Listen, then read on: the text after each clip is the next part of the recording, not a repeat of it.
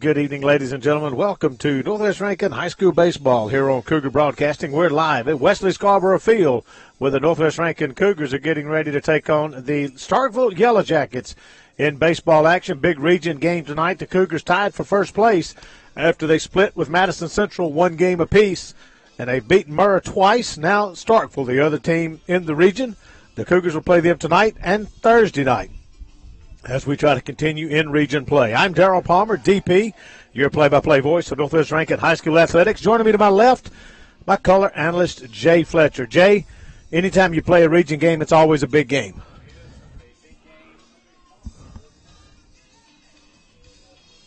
And I'm not hearing Jay's microphone, so we got to work on that now. Figure out where Jay went. Try that again, Jay. Hello, hello. Looks like we're having issues with our equipment, so we may have to take a quick break and see if we can find Jay Fletcher in our headsets. So we're going to take a quick break. We'll come back, see if we can get some technical difficulties work out. Back in a moment. You're watching Northwest Rankin High School Baseball on Cougar Broadcasting.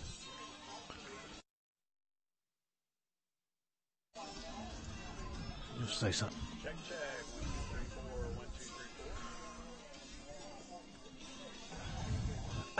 I know exactly what it is. Wrong switch up here.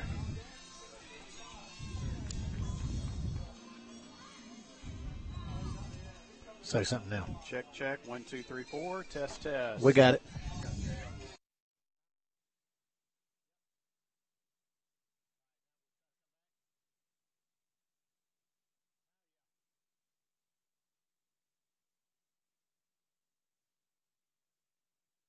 Welcome back to Northwest Rankin High School Baseball here on Cougar Broadcasting. Now we're going to try one more time. My color analyst, Jay Fletcher. Jay, can you hear me now? I can hear you now. And I can actually hear you now, so that's even better.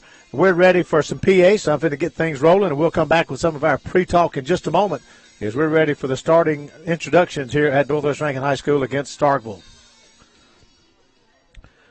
Good evening, ladies and gentlemen. Welcome to Wesley Scarborough Field here on the campus of Northwest Rankin High School for tonight's baseball matchup. Region game with the Starkville Yellow Jackets taking on your Northwest Rankin Cougars. I want to remind you to visit our concession stand located directly behind our grandstand here at Wesley Scarborough Field. At this time, let's meet the starting lineups for tonight's game. First for the visiting Yellow Jackets from Starkville. Leading off will be second baseman number 7, Carter Bentley. Batting second, the shortstop, number 2, D. Petty. Batting third in center field, number 21, Jack Perry. Batting fourth, right fielder, number 18, Carter Hunt. Batting fifth, designated hitter, number 25, Jackson Owen. Batting sixth at third base, number 6, K.J. Lawrence. Batting seventh, first baseman, number 5, Josh Arnett. Batting eighth in left field, number 3, Caleb Stewart. Batting ninth and pitching, number 14, Griffin Little. And the catchers, number 9, Coleman Kennedy.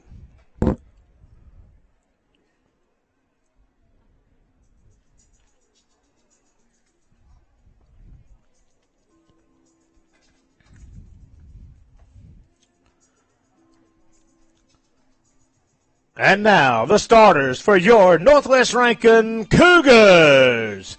In left field, number 22, Justin Johnson. In center field, number 9, Dalton Rogers. Right fielder, number 33, Landon Thompkins. At third base, number 1, Bridley Thomas. Shortstop, number 4, Logan Stewart. Second baseman, number 7, Reed Trimble. At first base, number 5, Chris Hart. At catcher, number 20, Case Garner. And the starting pitcher for the Cougars, number 2, Garrett Ramsey. Designated hitter, number 36, Nick Hogan, along with the rest of the Northwest Rankin Cougars, coached by Jeff McClaskey, assisted by Thad Bennett, Nathan Purvis, Jake Parker, Caden Loper, Quade Smith, and equipment manager Dean Thompson. Ladies and gentlemen, at this time, we would ask that you please rise and remove your hats as we honor America with our national anthem.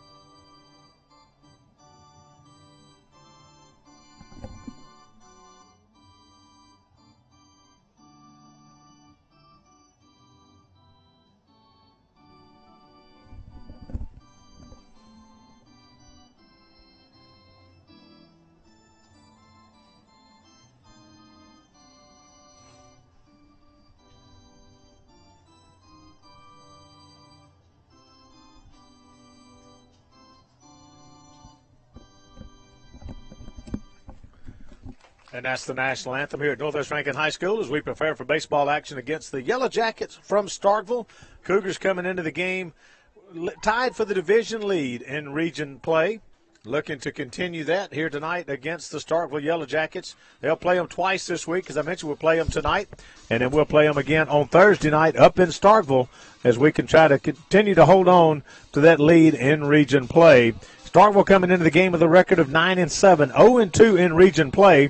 Cougars coming into the game with a record of 12-2, 3-1 in region play. And Jay had an interesting stat. Jay, we were talking about pregame. We did. The Starkville Yellow Jackets under the head coach Travis Garner. They're 1-6 away from home. Cougars 6-1 at home. So I think that's a stat that we just need to pay attention to here this evening. Of course, that one loss for the Cougars at home was against Davidson of Alabama. No, was it Davidson? Northridge. We lost to one of those Alabama teams in the Mid-Mississippi Classic in a game that we gave up 7 runs in 1 inning, and that kind of ruined the game, ended up losing that game 8-0. Other than that, the Cougars have been very solid all year long in doing what they had to do to win games, especially when they went down. That was Northridge of Alabama that they lost that game 8-0. As they've done what they had to do when they needed to do it, and a tough loss against Madison in extra innings 5-4 in the first meetup between the two teams, and defeating them the second time. And we're ready now for the first pitch and to get underway. Leading off for Starkville, number 7, Bentley.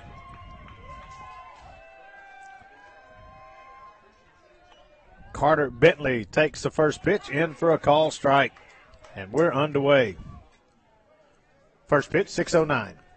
If the radar gun is correct, that was an 87-mile-an-hour fastball. I like it. That pitch misses a little high for a ball. 1 ball, 1 strike to count. On the mound, Garrett Ramsey for the Cougars, getting the start. Now the 1-1 pitch. Breaking ball catches the corners at cross plate, and what a big break on that pitch, Jay. Yeah, that was a foot of break. Snapped that off over the outside part of the plate. Now the 1-2 pitch from Ramsey. Foul back as he came back with that same pitch, and he was able to get just a piece of it and foul it off.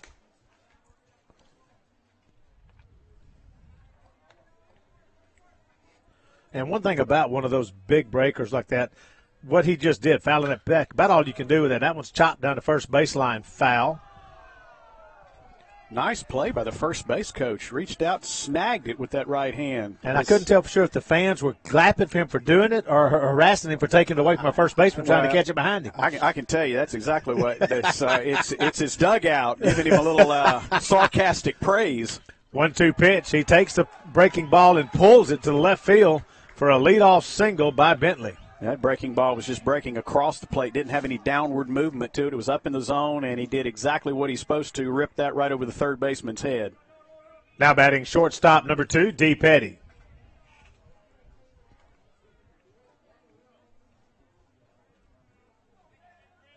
It's too good a pitch. 2 strikes. Too good a pitch there to hit. Now Petty steps in. We're curious about the stats for Starkville there. You pull them up on Max Preps, and where the first column in the stat line, There's a call strike on a good-looking pitch. The first column on the stat line from Max Prep shows the games they've played in. When you look at that column, it looks pretty accurate. It does. But you go on across, and it leaves some question when they look at the number of at-bats primarily, and then you start looking at the number of hits and the number of runs and the number of strikeouts and walks. It kind of makes you believe that maybe it's not all in there. That's my guess. That pitch in for a call strike. No balls, 2 strikes to count. Low and away, way outside. Case Garner unable to block it up, and the runner will go down to second on the wild pitch.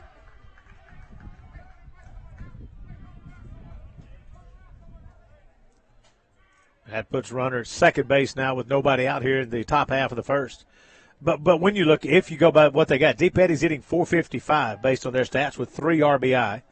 Again, that's another number you look at. The RBI totals are very low from what you would expect this many games. 1 ball, 2 strikes to shortstop Petty. That one's fouled off right side, out of play. Topped out at 88 miles an hour on that fastball. You know, we talked about it last Friday night. We did not use the radar gun Friday night with Brandon in town. Or Monday night, excuse me, last week. When was that game? My mind's all running together. Monday? Yeah, Monday, when we had JT Ginn here. Exactly. What is today? Good guess. I don't even know. 1 ball, 2 strikes to count to D. Petty, the shortstop. That breaking ball misses high. I know what it was. I've had a few games since then, but it was last Monday. Then the Cougars played at Smith Wills Tuesday against Murrah, and then back here Friday against Murrah that we didn't broadcast, and now back here tonight in region play. 2 balls, 2 strikes to count. Nobody out. Runner at second base, reached on a single. Now Garrett Ramsey working from the stretch, trying to get out of the inning. Low and away, and another wild pitch will allow the runner to advance to third.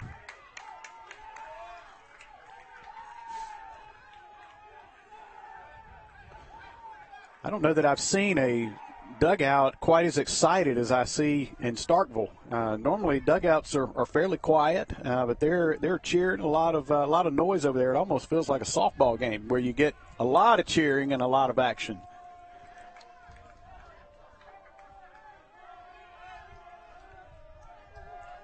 Now 3-2 count. Foul straight back to the screen, directly behind home plate. Count remains full. And if you hear wind in our microphones, it is blowing right into the press box, blowing straight in from center field. We were discussing pregame, Jay and I were, whether any chance to say there's a chopper to shortstop, it'll be fielded and throws across the diamond. Stewart to Hart. That'll get the runner out at first, but it will allow a run to score on the play. That's really the only play you had if you're Logan Stewart, the shortstop. But they do get the out. But Starkville takes the early lead. Now batting center fielder number 21, Jack Perry. But we were discussing whether or not it would be possible to see a home run hit out of this ballpark tonight. And I said that there's one player that if anybody can, he can, and that would be Nick Hogan. But the problem is with Nick the last about 4 or 5 games, he hasn't really hit anything solid. So Nick will need to try to find his timing back tonight. Breaking ball in for a call strike. Good-looking pitch. If you hit one out of here tonight, you tagged it. You poked. There's no question. I'm not a weatherman, but that's 10 or 15 miles an hour wind, I would guess, at least. I'd say club and a half. At least a club and a half. That's the extent. There's a good hard line drive that'll get into right field for another base hit for the Jackets, and they're swinging the bats well here in the top half of the first inning. Well, it's an 0-2 pitch. That's too good. It's right in the middle of the strike zone. He missed big on his location there. You got to make the batter hit your pitch 0-2. He didn't right there. Put it right on the table, and he served it into right field for the base hit. And you're exactly right, and that's something that Garrett's just you can't do that. You got to make him chase something out of the zone if he swings at that pitch. But another good job of hitting by the Starkville hitters on got to believe a mistake with Garrett Ramsey where he located that one. I like the mound visit by Garner to go out and just have a little quick conversation with him and remind him, 0-2, it can't be that good. So now Carter Hunt, the right fielder, steps in. Runner at first base, 1 out. don't have sizes and everything, but Carter Hunt's a tall dude standing in that batter's box. Popped up foul right side out of play. You got to give Starkville a lot of credit. They came out swinging. Ramsey's always around the strike zone, so they have come out just swinging the bats and making a lot of contact, a lot of foul balls, but they're putting balls in play as well. No balls, 1 strike to count to Hunt. Another one in 85 miles an hour, fouled off right side, again out of play. Jay, you might have had a future as a weatherman. The Weather Channel app says 14-mile-per-hour wind. I guess 10 to 15. That's pretty close. You're right. It's a club and a half. Now the 0-2 count to Carter Hunt. Throws over to first. Diving back in is Perry. Nice play by Hart over there at first base. Ball bounced coming into him. He used that big old first baseman's mitt and blocked it up. Now once again ready for an 0-2 pitch. Breaking ball a little high, and Garrett Ramsey just lets that one bounce off the top of his glove. And that's a hard one for me because I was a catcher, and I hate to call the pass ball. But, Jay, that was a pass ball. That's a pass ball. That is correct.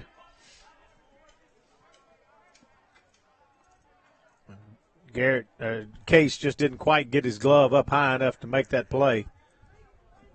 Now shortstop and second baseman come in, have a word with Garrett. Logan Stewart, along with Reed Trimble. 1 ball, 2 strikes to count, 1 out. Runner at second base. A high fastball, a little bit high and outside. I like the location there. 1 and 2, up and away. Give him something to look at out there, and he didn't fish. Give him credit. 2 and 2. Now the 2-2 delivery. Checked his swing. They're going to appeal to see if he went. I don't think they're going to get the call. So count goes full to Carter Hunt. A lot of movement, a lot of late movement on that fastball. Important pitch here. You don't want to put this runner on. You need to throw something, get him in play, so hopefully get an out here. And he pops him up into center field. Dalton Rogers started back, now coming in. Wynn's got it. Dalton makes a great basket catch below the knees. Got to remember that if you're an outfielder, you got to remember what that Wynn's doing tonight because it's going to make a big difference. And he took the first step back, and then he had to sprint in to make the catch, not far from the infield. But as an outfielder, that's what you're taught to do. Absolutely. It's a lot easier to come in a hurry than it is to back up. Now batting designated hitter number 25, Jackson Owen. So now with 2 outs, Jackson Owen at the plate. Takes the first pitch off the plate for ball 1. But one of the things when they take infield or in and out a lot nowadays, when they're hitting fly balls to the outfielders, the biggest thing they're supposed to be learning is what's the wind doing? What do I need to do to adjust for this wind tonight? Because you got to look at that, especially as an outfielder. Swing and a miss. 1 ball, 1 strike to count. One of the things I noticed from the Starkville hitters, they are crawling right on top of the plate. He's got both of his toes right on that inside line. So I noticed that on most every hitter so far. There's a good breaking ball snapped across the plate for a curveball strike. 1 ball, 2 strikes to count. Cougars trying to get out of the inning with only surrendering 1 run, which the way they swung the bat, that'd be a pretty good inning. Way outside. That's the one thing Jay has missed right now. Seems to be crossing up his catcher as well because he had a couple of wild pitches, had a pass ball, and Case almost didn't get to that one. And some of it, I think, is just a lot of late break. You can see it from here. The ball is breaking. Even his fastball is just darting all over the place right now. Now the 2-2 pitch. Takes a couple of looks back at second, then delivers. Popped up on the infield. And calling for it is everybody. And Logan Stewart, shortstop, and that's the one that's supposed to make that play, finally calls everybody off and makes the play and records the third and final out. 1 run on 2 hits, no errors, 1 left on base after 1/2 inning. Jackets 1, Cougars coming to the plate. We'll be back in 60 seconds on Cougar Broadcasting. You made a promise to love, to dream, to share, to forgive, to grow, to create something stronger. You made a promise, and we're here to help you keep it. Bank Plus, it's more than a name, it's a promise.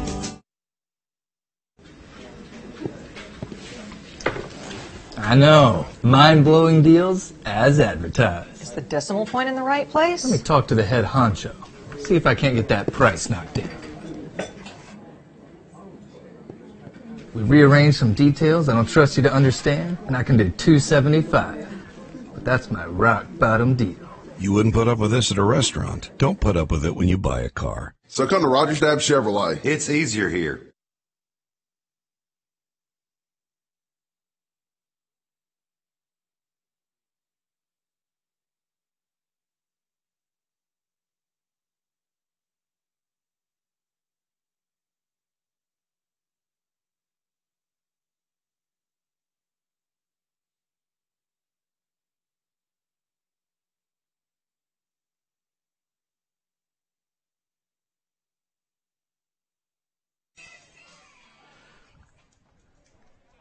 Now batting for the Cougars, second baseman number 7, Reed Trimble. As we come back for the bottom half of the first inning, Cougars trailing 1-0 after giving up 2 hits, 1 run in the top half of the first. Reed Trimble will lead off for the Cougars here in the bottom half of the first. Jay, you and I were talking about it in the break, and as we ended the play, all 4 infielders, including the pitcher 5, at one point looked like wanted to make a play as the first pitch to Reed catches the outside corner for a call strike. Wanted to make a play on that pop fly, and finally the shortstop took over, which on a ball in the center of the infield, it's generally second baseman or shortstop, but it's the shortstop's primary call to make that play. That's correct. He's the captain of the infield, and it is his call. If he can get to it, he wants to get out there and make the play. And obviously his voice was louder than everybody else because everybody finally scattered and allowed him to come in and make the third out.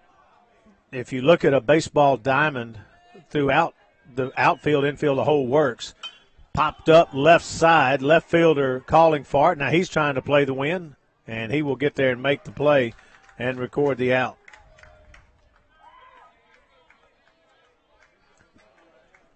Now batting first baseman, number 5, Chris Hart. What I was going to get at with the plays, you look at triangles around the field, and, of course, left field, shortstop, third base. That pitch in for a call strike. Center field, second, shortstop. Then you've got, of course, right field, second base, first base. And then around the infield, the same thing. But overall in the infield, the shortstop is the key guy that you want to make that call. And the key is communication. And that's right. What you miss a lot of times. If they don't communicate properly, then that's where you see them running each other and mess up. 1 ball, 1 strike to count to Chris Hart. Showed some power in a game against Brandon with hitting 2 home runs in the ball game. Something we haven't seen out of Chris this year with that kind of power. He's been a decent hitter, hitting .359, got 9 RBI. But the 2 home runs in that one game against Brandon was pretty spectacular. Now the 2-1 pitch. Line drive into right field for a base hit. It's a good job of hitting the ball where it was pitched. A little bit on the outside part of the play. He drives it into right field for the base hit. Little, the pitcher for Starkville, sitting at 78 to 81 with his fastball, throwing a little breaking ball that's coming to the plate about 68, 69 miles an hour. So you have to identify as quickly as you possibly can. Landon Thompkins steps in, right fielder, number 3 hitter in the order. Takes it just off the plate for a ball. 1 ball, no strikes to count. Landon hitting .243 with a homer and 13 RBI. Second on the team in our starting lineup in RBI total behind Nick Hogan's 17. And Hogan's on deck. 1 ball, no strikes to count. Swings and misses at a 78-mile-an-hour fastball. Strike zone's not very wide to the right-handed hitter. We can already see that. He's calling it pretty much right on top of the plate. Hart not with a very big lead, but at the same time, Little decides to throw over and keep him close. Interesting stance on his lead. Normally you stand perpendicular to the line, like those feet parallel looking towards the bag. He's got a little bit more of an open stance heading towards the bag. He is 5 for 5 in stolen base attempts. If Coach McClaskey wants to put him in motion, he's got good speed. And Little steps off. He's got him thinking, or at least got the coaching staff thinking in the dugout for Starkville. A lot of times the coaches call all the pick moves now. 1-1 pitch. Hart goes. Swings and misses at a breaking ball down, and Hart will get the stolen base. It's a good 68-mile-an-hour curveball that he threw. Catcher did a good job of blocking it up, but no way he can make a throw down to second base. Great pitch to run on because from a catcher's perspective, that breaking ball down in the dirt is hard to handle anyway, much less to come up and throw a guy out at second. That's when you want your pitcher to help you out. Give me a fastball up and away a little bit so I got a good chance. 1-2 pitch. So I go back to then my thought process. If he's giving them concern whether he's going to go or not, if I'm a coach, I don't want to call a breaking ball down when I got a guy I think he's going to run anyway. Give my catcher a fighting chance. 1-2 pitch. Popped up right side. That's going to get foul and out of play. That one will be close to the softball field. Game going on with North Pike behind us. The Lady Cougars taking on North Pike in softball tonight.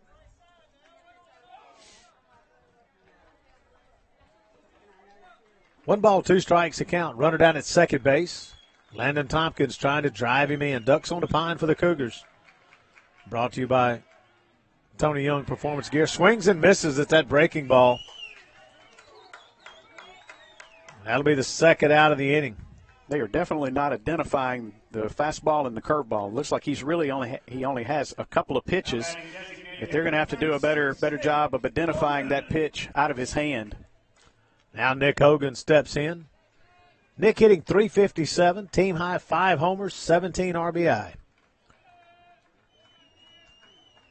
Sneaking in behind the runner was the second baseman, Bentley. Now back into position. Pitch to Hogan, fastball, knee high, right down the middle end of the plate. And Nick just watched it go by. And Nick can't watch those pitches. No. First pitch watching's okay, but he's going to get a steady diet of breaking balls. He's got to hit a fastball when he sees it. And that's back to what you mentioned, recognition of what's coming out of his hand. Now the 0-1 pitch. Popped up. Again, breaking ball that time. Nick out in front of it and fouls it off. 2 strikes to Nick Hogan. Runner down at second. Cougars trailing by 1 here in the bottom half of the first.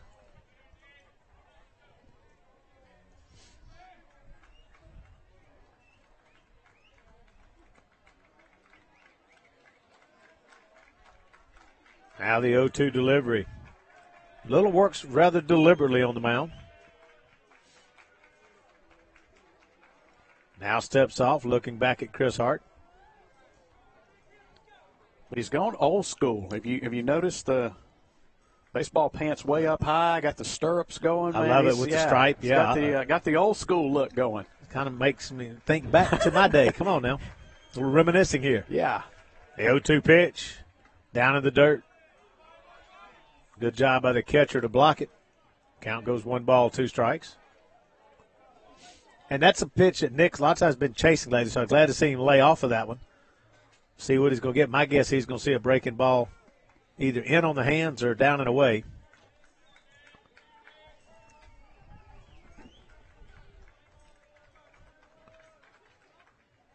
In on the hands, and he pulls it way foul. You could hear the collective ooh and ah from the stands because he connected big time with that ball. But it was in on the hands, and he turned on it and pulled it, and it was foul. I mean, it probably went – It went over the dugout. Yeah, so it didn't get to the third base bag before it was going foul. It was just snap, pull. Looked like one of my snap hooks. 1 ball, 2 strikes. Pitcher's going to say, don't throw it there again. Breaking ball, and that ball's well hit. Left field. Left fielder's back, and it's gone. Nick Hogan has taken one out of this ballpark. And as I mentioned, if anybody could do it, Nick Hogan can. What wind? I mean, that just cut right through the wind over left center field over the 1992 sign, and it hit back amongst the trees out there. So that ball was tagged. You talked about the mistake of the pitchers for Northwest Rankin, leaving the ball in certain spots with 1-2 counts. He had a 1-2 count on Nick Hogan, and he left that pitch out over the plate where Nick could extend his arms. And Nick's big enough, boy, if he extends his arms and makes contact, there's not a park in high school baseball that'll hold it. You're exactly right, and this one didn't.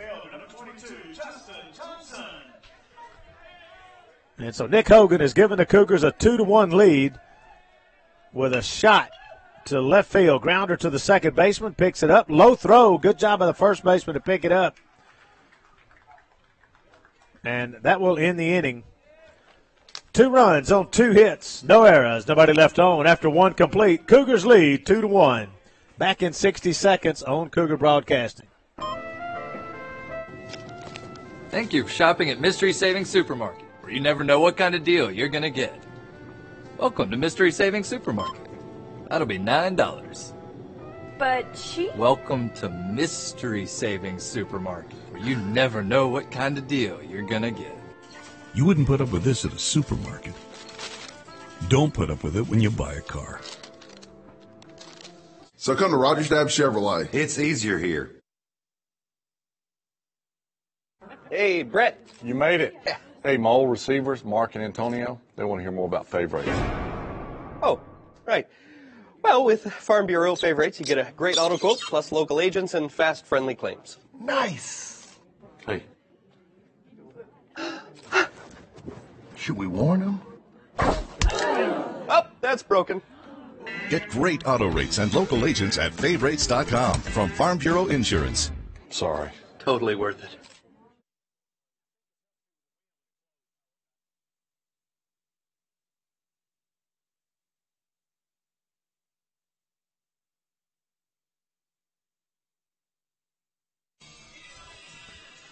Welcome back to Northwest Rankin High School baseball here on Cougar Broadcasting. We go to the top half of the second with a rocket shot home run by Nick Hogan. The Cougars take a 2-1 lead. A win cheater. Yeah, it definitely was that. Leading off the top of the second, third baseman number 6, KJ Lawrence. That's just, again, he has such power in that bat, such quick hands through the zone. When he makes contact, it's just amazing to watch. That pitch just missed inside for a ball. 1 ball, no strikes to count. One thing we learned in the first inning, that strike zone is small. It is a lot smaller than a lot of the umpires. That got right on the outside part of the plate for first strike. That one appeared to me to be the same spot on the outside as the first one was on the inside, but his zone is more to the out, which is just fine. Just learn that. That one's line drive over the head of the second baseman into right field. 1 hops into the glove of Landon Tompkins for a 1-1 count single. Not a bad pitch, but a good job of hitting on that one.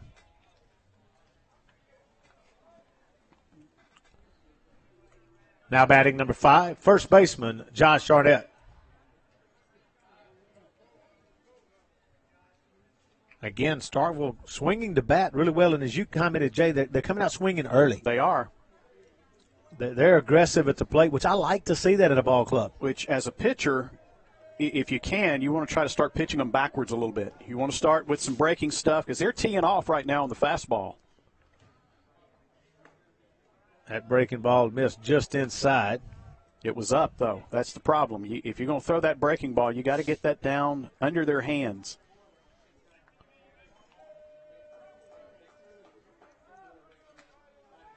Ridley Thomas sneaking in at third base looking for the possible bunt. That pitch up and in, close to hitting Arnett. Well, he's standing. Again, we talked about it in the first inning. They're climbing right on top of the plate, and he's got both toes on that inside part of the batter's box. Trying to take away the inside part of the plate from Garrett Ramsey. Garrett showing he's not scared to come in on him. And gets the inside corner with that one for the called strike. And that's what you've got to do. If he's going to crowd the plate, you've got to continue to try to either finally get the call or push him back a little bit. Absolutely. You got to pound him on the inside. Now the 2-1 delivery. He's going to throw over to first. Runner dives back in. Again, looking back at Starkville's stats, they only showed 2 stolen bases on the entire team, 1 each for 2 different players. And Lawrence was not one of those. 2-1 pitch. High, ball 3. 3 balls, 1 strike to count.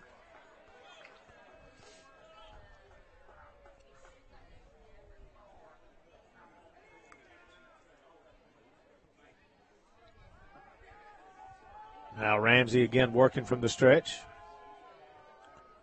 Good fastball, swings and misses, does Arnett. Challenged him on that, really put that one almost right down the middle of the plate. And I'd turn around and throw it same spot one more time. 3-2 pitch. They listened. That one got a little bit off the plate, but he still got to go for it, and he fouls it off. Good job of the hitting. But he's definitely not keeping up with the fastball, so I kind of like your call. See if pitching coach Thad Bennett agrees with you.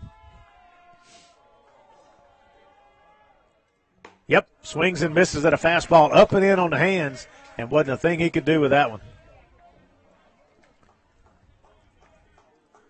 Now batting left fielder, number 3, Caleb Stewart. If he puts that in play at all, it's a little dribbler out to the mound. That ball was had a lot of heat on it, right in on his fingertips. Now left fielder Caleb Stewart steps in, number 8 hitter in the order. 1 out, runner at first base. Breaking ball down and away, 77 miles an hour. Asking did he go, and the first base umpire says no, he did not. Are working with a 3-man crew here tonight, which we do for most region games. Just good to get that extra set of eyes on the bases. 1-0 pitch, swings and misses. That was a good location on that one because that pitch fastball, but it was down. Definitely a good pitch there. That's right where you want that fastball, and he put it down in the zone, and he swung right through it. 1-1 the count. Foul that one off the catcher's mask. Count goes 1 ball, 2 strikes. We've seen both pitchers struggle just a little bit with 2 strikes. He's ahead in the count, 1-2. This has got to be a pitcher's pitch. Can't be something that he can drive. Very small lead by Lawrence at first base.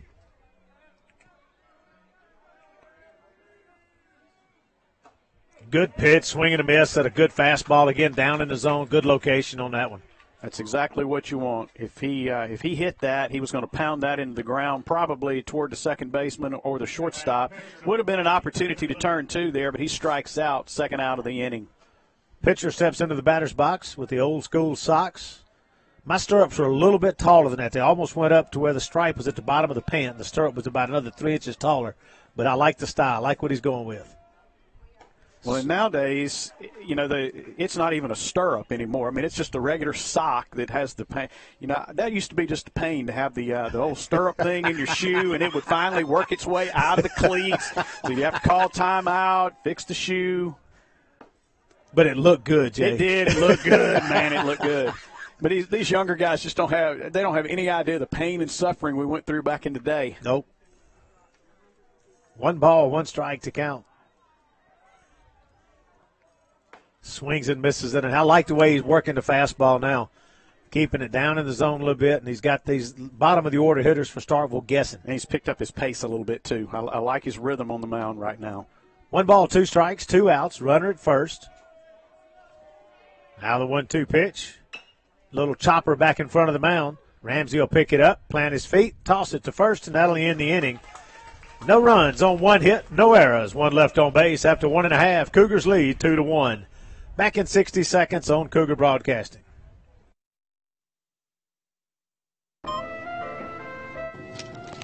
Thank you for shopping at Mystery Savings Supermarket, where you never know what kind of deal you're going to get. Welcome to Mystery Savings Supermarket. That'll be $9. But Welcome to Mystery Savings Supermarket, where you never know what kind of deal you're going to get. You wouldn't put up with this at a supermarket. Don't put up with it when you buy a car. So come to Rogers Dab Chevrolet. It's easier here.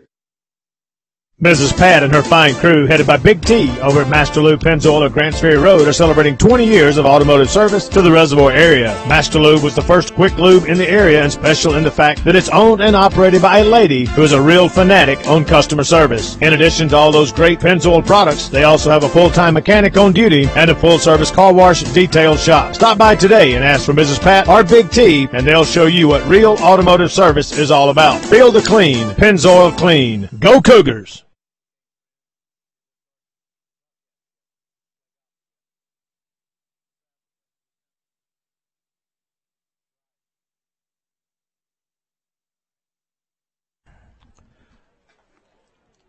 Welcome back to Northwest Rankin High School Baseball here on Cougar Broadcasting. Going to the bottom half of the second inning, Cougars up 2-1 thanks to the big swing, big bat from Nick Hogan.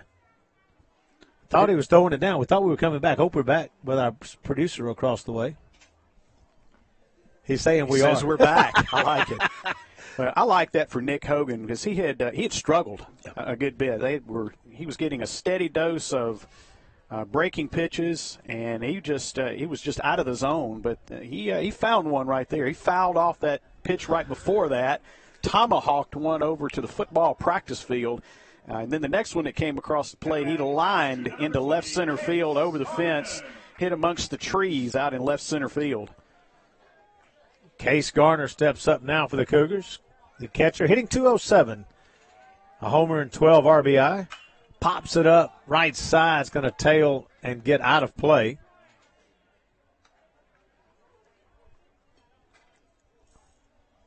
Case is one of those who's done a really good job behind the plate for the most part all season long. Has struggled at the plate, has lately got his average up to the .207, so he's come on a little bit better of late. That pitch misses up for a ball. 1-1 to count. Got a home run against Murrah last week. First home run of the season.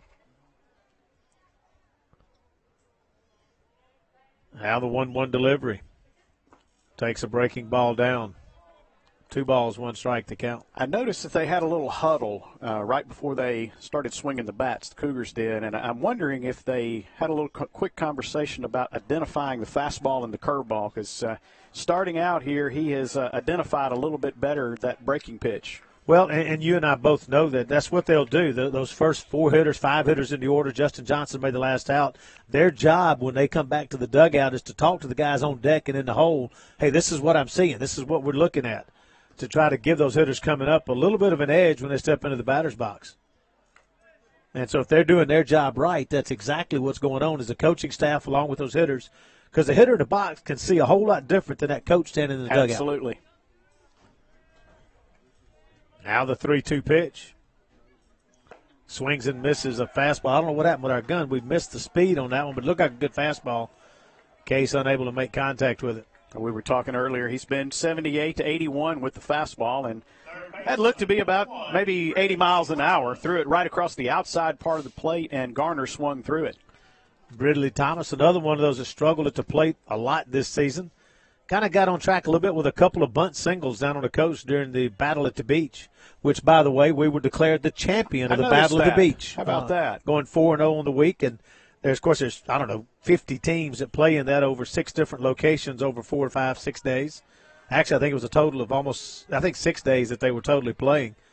That pitch is going to be in for a strike. I like that call to try to lay down the bunt there. He had the third baseman playing pretty deep. Now he's about even with the bag, but I still like the opportunity to bunt the ball. That's called strike. No balls, 2 strikes to count. But anyway, somehow the Cougars, however they figured it all out, were declared the champion of the Battle at the Beach, hosted by Biloxi and Gulfport and other schools down on the coast. Man, with that many teams and that many fields, and chopper to the shortstop, takes it on one of the hops, plants, throws a good throw across the diamond to get Ridley by a step and a half. They must have had a CPA office come in and try to figure out to name them the champions. That's the only way I know if you're going to come up with that, because that's a tough one to figure out how you do that. Now batting center fielder, number 9, Dalton Rogers. But anyway, going back to the whole purpose, that Ridley got on track a little bit with a couple of bunt signals down there to kind of get him going a little bit, swinging the bat. Dalton takes the first pitch in for a call strike.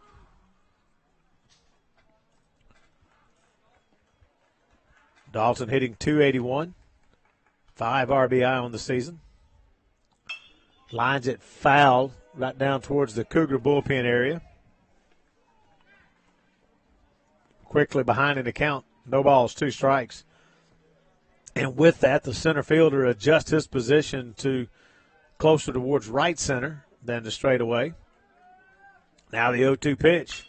That one's going to be grounded to the second baseman. Picks it up on the scoop. Low toss to his first baseman, but good enough to get there and record the out. No runs, no hits, no errors. Nobody left on base. After 2 complete, Cougars lead 2-1. Back in 60 seconds on Cougar Broadcasting. Okay, listen up. I know you offer great auto rates, local agent, fast, friendly claims, but do you want to be a legend? You got to get tough, kid. When I'm done with you, nothing's going to keep you down. Great talk, Brett. Can we get back to your new favorites quote now? Oh, great. Great. Get great auto rates and local agents at favrates.com from Farm Bureau Insurance. How about some water? No, thanks. I'm good.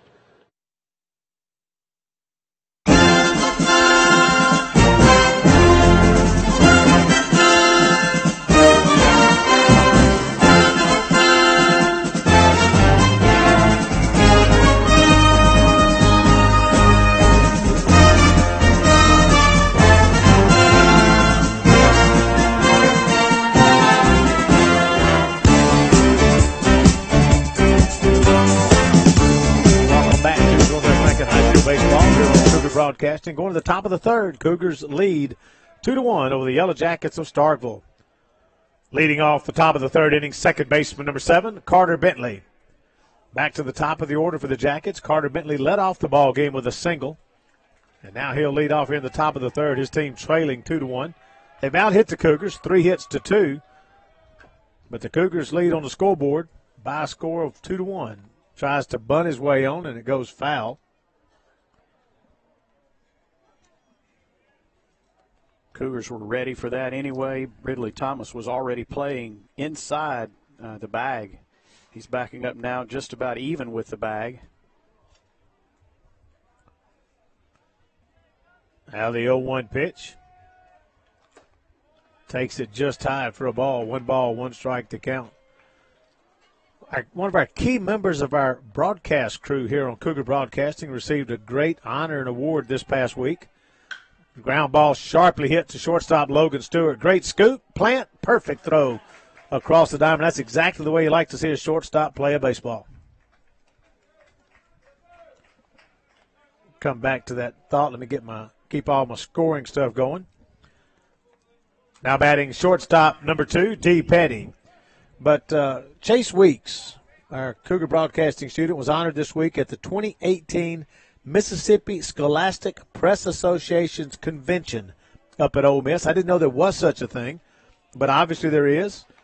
And Chase was awarded the best PSA, public service announcement, and was a finalist for the best hype video in a statewide competition. Another ground ball to the shortstop, takes it off his chest and will not have a chance to get Deep Petty. That ball took a kind of a wicked bounce right in front of him and up and off his chest. And looking into the dugout, I don't know if they would want to rule that a hit or an error. It hit right at the seam of the dirt and the grass, and it took a bad hop, hit him right in the chest. He was in perfect position to field it, but it hit that seam, and that's sometimes just how it goes. I'm going to call it a single, and it's one that might get changed at some point, but for now we're going to put it in the book as a single. Coaches always have an opportunity to reverse whatever I choose up here. Now batting center fielder number 21, Jack Perry. Takes that first pitch high for a ball. But anyway, congratulations to Chase Weeks. Chase, dad is in broadcasting with a local television station, and he's got all the equipment, fun stuff, and has a great time. You can tell watching him work when he's out helping us and doing games with us, whether it's here locally at Wesley Scarborough, over at Cougar Field for football or the softball field, or in the gym for basketball or volleyball. He really enjoys what he's doing, has a great time with it. Swing and a miss, strike 2, 1 ball, 2 strikes. Has the, I forgot what you call it, because the camera on a float thing where he walks around, steady cam or something like that, and does all the shooting during pep rallies and everything around here at the high school at Northwest Rankin, and just really enjoys what he's doing, and is the kind of kid that you really could see someday down the road, this is going to be a kid that's going to be some kind of big producer, either at a television station, movie studio, movie production, something. He's going to have a great career in broadcast or videography or something like that. This is something he really enjoys doing. And luckily, I don't know his parents, but have always helped him out. He's got a drone that he'll fly around and shoot video with that to put together video packages that he's done. So he's just a great kid with a great imagination. So congratulations, Chase Weeks. Best PSA and a finalist for the best hype video in the statewide competition this past week. That pitch inside for a ball. 3 balls, 2 strikes to count now to Jack Perry. He singled his last trip to the plate. One of the 4 hits now for Starkville.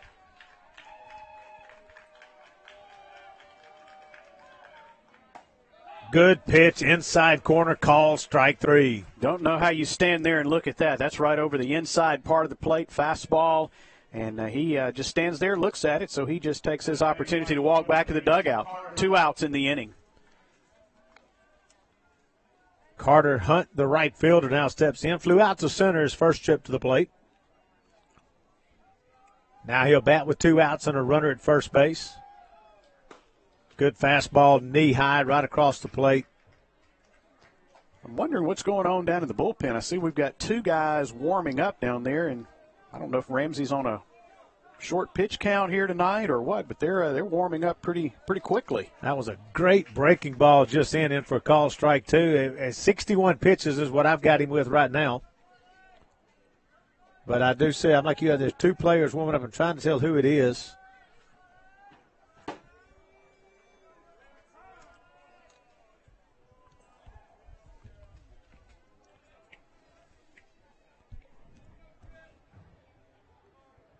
Seth Mallory is number 26 down there warming up. Swing and a miss, strike 3. And Garrett Ramsey might have just bought him an extra inning with that last couple of batters. No runs on 1 hit, no errors, 1 left. We play 2.5. Cougars lead 2-1. Back in 60 seconds on Cougar Broadcasting. You made a promise to work, to lend a hand, to push, to build, to invest yourself, to make a difference. You made a promise, and so did we. To Mississippi, to each other. Bank Plus, it's more than a name, it's a promise. Let's face it, you aren't just a man or just a woman. You are athletes. You aren't just athletes, you're a team. You're more than just a team. You're a family. You deserve Mississippi Sports Medicine. Mississippi Sports Medicine is more than just orthopedists. Collectively, our specialized doctors perform almost 10,000 surgeries each year. From our family to yours, any age, any sport, any injury, just come here. We've got you covered.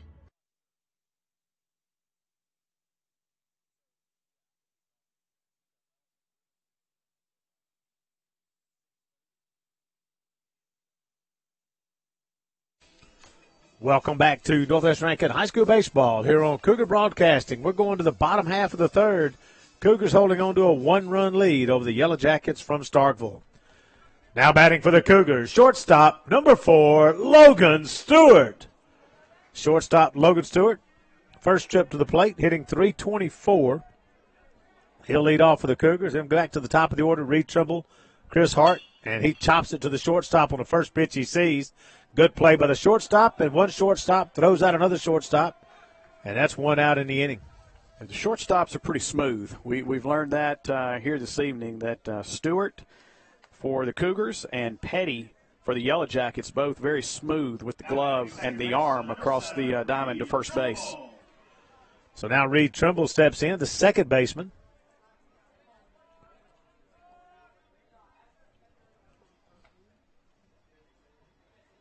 Swings and misses at a breaking ball. He hasn't thrown many of those. That was just a little changeup that he threw. Okay. Most of what he's been throwing that's slower is the curveball, but that was kind of a straight change there. Now the 0-1 pitch to left-handed hitting second baseman. Takes it just off the plate for a ball. 1 strike to count. Tried to come back and throw it exactly in the same place. That's back-to-back changeups.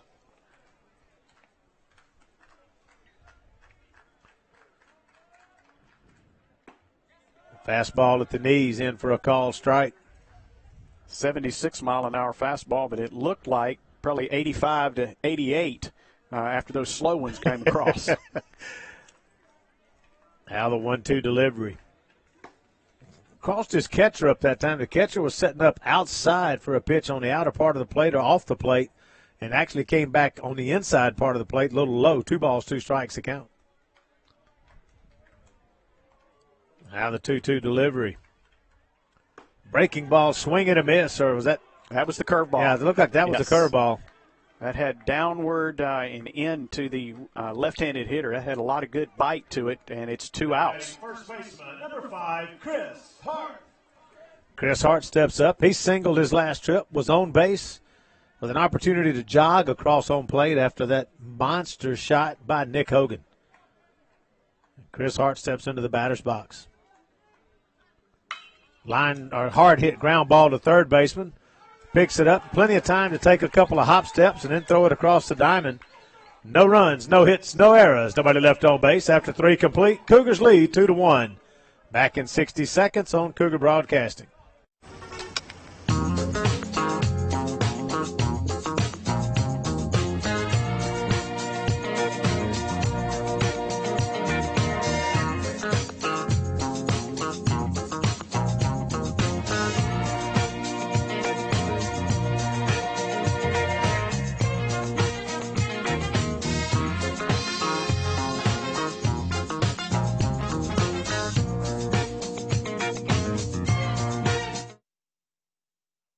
Hi, I'm Dr. David Mitchell with Mitchell Dental Clinic in Flowood. We're excited to announce our partnership with Cougar Athletics for the 2017 season, and we'd like for you to join our team. Just give us a call, we'll make it super easy for you. We can't wait to see you. Go Cougars! Accidents aren't planned.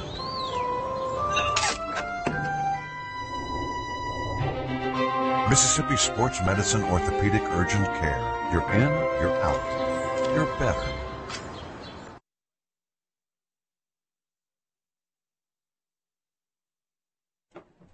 Welcome back to Northwest Rankin High School baseball here on Cougar Broadcasting. Going to the top of the 4th. Cougars up 2-1.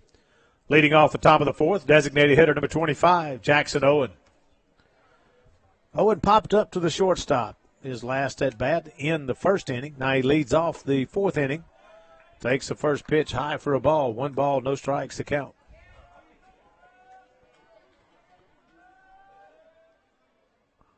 Line drive over the head of Ridley Thomas at third into left field for a base hit to lead off the inning. Caught a fastball up and in, and he just ripped it right over Thomas's head into left field for a leadoff single. We're going to get a runner for the DH. So it'll be a pinch runner, number 16.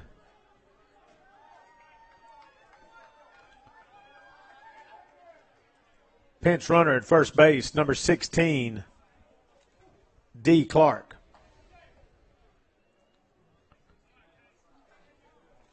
And there's a difference in high school baseball between a pinch runner and a courtesy runner. A courtesy runner you use over and over again for a catcher or a pitcher. Pinch runner, he's in once. He's done unless he stays in the game. Now batting third baseman, number 6, K.J. Lawrence. The guy that started, the DH, can re-enter, and then the pinch runner is spent, can't be used anymore. So we'll see what they do with that once they come back around in the batter's order. That'll be the first time you know what it is when they come back around in the batting order to that DH spot. Now, K.J. Lawrence, who singled to lead off the second and then was stranded at first base, steps into the batter's box. Low and away and gets away from Case Garner, and Clark will head down to second. On the wild pitch.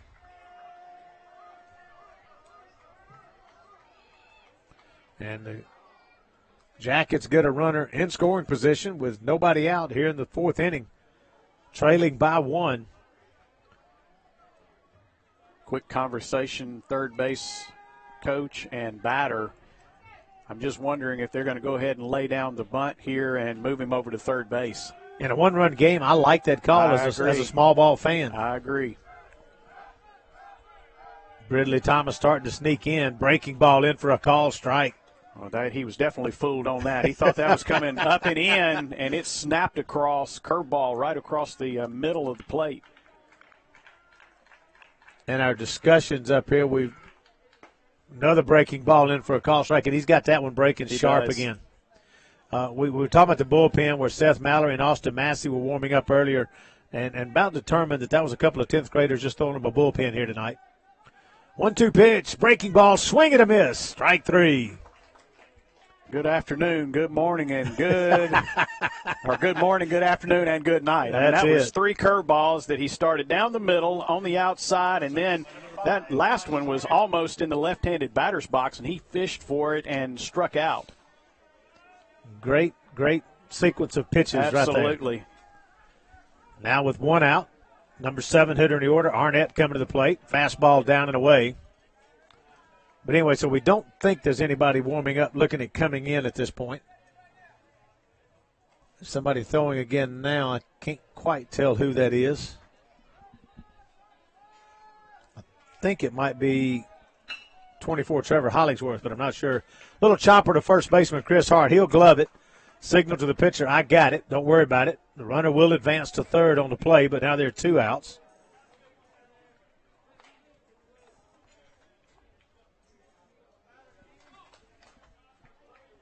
Ramsey now at 70 pitches, 48 for strike, 22 for balls. Got to make some good pitches here. He needs to get out of this inning without the run scoring. And that's a good job by Case Garner to block that one because that was a breaking ball down and away. And Garner has to slide hard to his right and try to block that one up, and he does just that, catching it in his midsection to keep that runner at third base. 1 ball, no strikes to count. Stewart struck out swinging his previous trip. A check swing, but goes around. That'll be a strike. I think I'd throw him 2 more right there. That was up and in. You're not going to do anything with that. He was late on it anyway. Now the 1-1 pitch. He does ground it to first baseman Chris Hart. Gloves it, jogs over to the bag, and that'll end the inning. No runs on 1 hit, no errors, 1 left. After 3.5, Cougars lead 2-1. Back in 60 seconds on Cougar Broadcasting.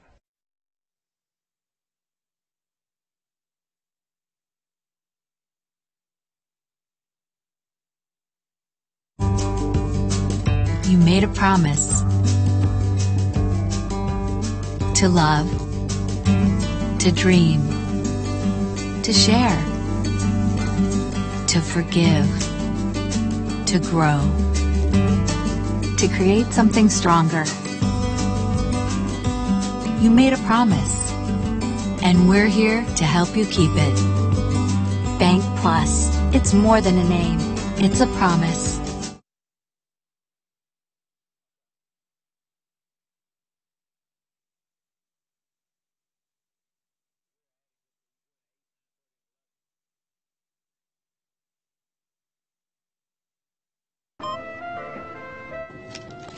Thank you for shopping at Mystery Savings Supermarket, where you never know what kind of deal you're going to get.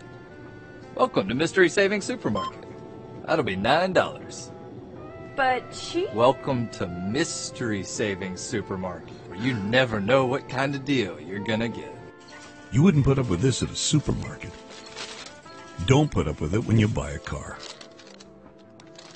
So come to Rogers Dab Chevrolet. It's easier here.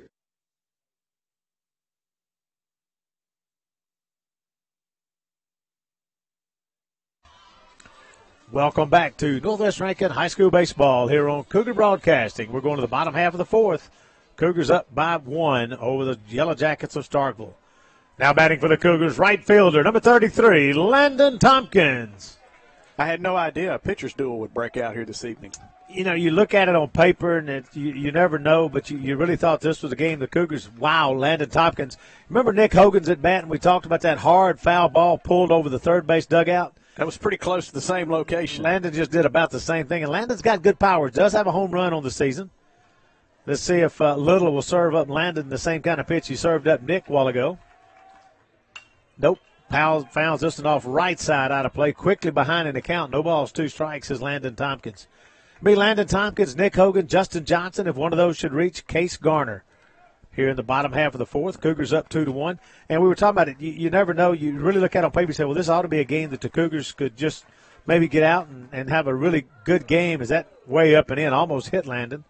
But Little for Starkville has really come in and done an outstanding job on the mound for the Yellow Jackets. For the most part, they haven't hit anything really hard with the exception of Nick Hogan's missile that left out of this place in a hurry.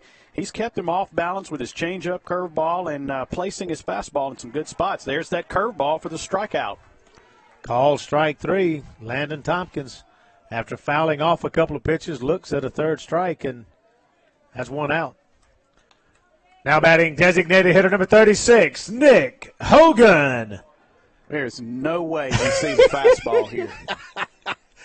If he sees a fastball here, I will be very surprised. Coming into this game, based on the stats that we have from Starkville, and I'll get this in after this pitch. Little pitch down and away, and Nick reached down and golfs it up to the lounge area down the right field line. He threw him a fastball. But he had Little had a 3.50 ERA, 1-2 record, 4 appearances, 1 start, 14 innings pitched, 14 hits, 14 runs, 7 earned, 17 walks, and 11 strikeouts. So not the kind of pitcher you would expect to be able to see come in and limit the Cougars to just 2 hits through 3 innings, 3 1/3 innings at this point. But that's exactly what he's done. 1 ball, 1 strike count to Nick Hogan. That's gone. He left another one out over the plate. Let Nick Hogan extend his arms. Not as far as the last one, but nonetheless, it's out of the yard here at Wesley Scarborough Field. That was the curveball. That was the curveball. And it was a hanger, and he got his arms extended and ripped it just pretty close to the same spot. He went over the 92 sign for the first home run. Second, he moved on out into left center field a little more over the 1994 sign. That's the 7th home run of the season for Nick Hogan. And something we haven't talked about Nick Hogan is records, and I'm going to come back to that in just a moment after we introduce.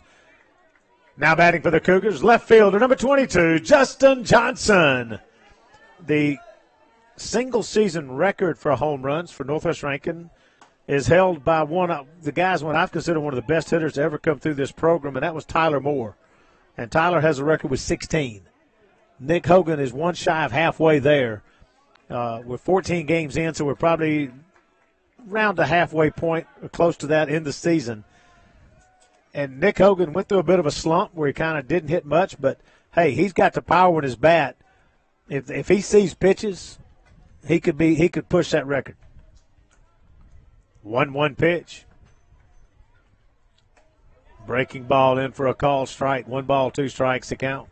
Griffin Little has pitched well here this evening, except for Nick Hogan. He hasn't figured him out just yet. He's allowed 3 hits, and 2 of them are Nick Hogan home runs. Yes. Now the 1-2 pitch. Called strike 3. And that's the second out of the inning. And that's happened a good bit. He has carved up, for the most part, the rest of this this batting order for the Cougars. He's mixed his pitches well. He's got 3 that he can throw across the plate, and he's done a good job pitching here this evening, with the exception of 2 mistakes to Nick Hogan. Well, Chris Garner got a hit in the first inning. He was on base for Nick's first home run, and it was on a fastball. But they said that was a breaking ball. Nick just went out and got the hanger curveball and just drove it. Yeah, it's a mistake. He left it up a little bit, but it's still a decent pitch for Nick, who normally doesn't get the breaking balls. No balls, 1 strike to count to Garner. Went down on strikes his previous trip. Takes that one down and in for a ball, 1-1 to count. He's got a pretty strong variation between his curveball and his fastball. He threw a fastball on its first pitch. It was 80 miles an hour. The curveball there was 68. And that's something that we talk so much about. Now the 1-1 pitch. That breaking ball, fastball in at 79 low. But you're exactly right. I'm glad you brought that up because you don't have to throw a 95-mile-an-hour fastball. If you can throw it in high school in the 80s, but then if you can bring a breaking ball in at 12 to 15 miles an hour slower on speed, you got a hitter guessing. And if he guesses wrong, he's going to look silly at the plate. 2-1 pitch, low for ball 3. And that's it. The same thing with that straight change. If you can throw a change in at 12 to 15 miles an hour or a little more, even slower than your fastball, that it looks the same coming out of your hand, what's a hitter going to do? That pitch misses low for ball 4, and that is the first walk surrendered by little in this ballgame. And I'm sure the coaches down in the dugout have noticed this, but he does tip his fastball and his curveball just a little bit. If you'll notice, he's a little bit faster to the plate with the fastball, slows down his motion just a little bit whenever he throws the curveball. Courtesy runner is Carson Chapman. And Ridley Thomas hits a sharp ground ball past the third baseman into left field for a base hit. That puts runners at first and second for the Cougars with 2 outs. And Dalton Rogers coming to the plate. Now batting center fielder number 9, Dalton Rogers.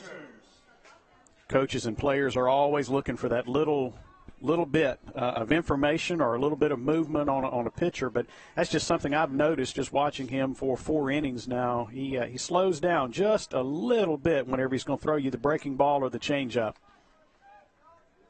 Now first pitch to Rogers. Line drive, base hit into right center field. Chapman's going to round third, coming to the plate. Throws going to third. Thomas going to dive in, head first, safe at third base, and on the throw, Rogers will advance to second. This is a little bit more of what I was expecting. A lot of line drives, a lot of good base running, and the Cougars finally breaking out here in the bottom of the 4th. Good job of hitting by Dalton Rogers.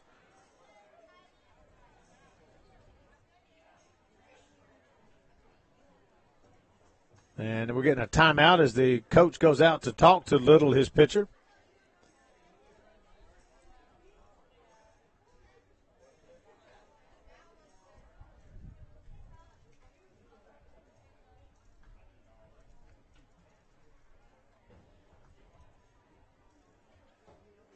One thing I like about this is all this is happening with 2 outs. That's a good team that can score runs with 2 outs.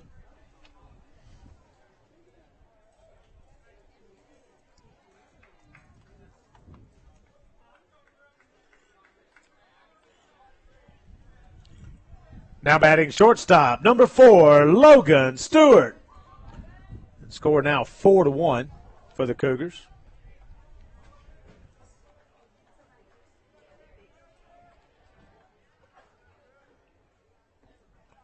First pitch into Stewart, misses low for a ball. I think one of the things Coach reminded his pitcher about is you need to get the ball down in the zone. That's why one of the reasons why he's been so effective here this evening. The last few balls that have been hit really hard have been up in the zone. Now the 1-0 pitch to Logan Stewart. Fouls it off. And, Jay, doesn't that something that as you progress in a game start to fatigue a little bit? You do. Harder to keep the ball down. Usually that's where pitchers start messing up is late in the game, start getting it up a little bit. Absolutely, and he's now at 56, 57 pitches. So, it naturally happens, but you just have to concentrate even more. And what you want your catcher to do is set that target low for you. It's a reminder. Your catcher can really help you there, just reminding you need to bring this thing down just a little bit. They're hitting it hard if you're leaving it middle of the plate and up. 1 ball, 1 strike to count to Logan Stewart. Top of the order, Reed Trimble on deck. Popped up right side, shallow. It's going to be trouble. Second baseman, great play by the second baseman to go out and make the play and end the inning. 2 runs on 3 hits, no errors, 2 left on base. We played 4 complete. Cougars lead 4-1. Back in 60 seconds on Cougar Broadcasting.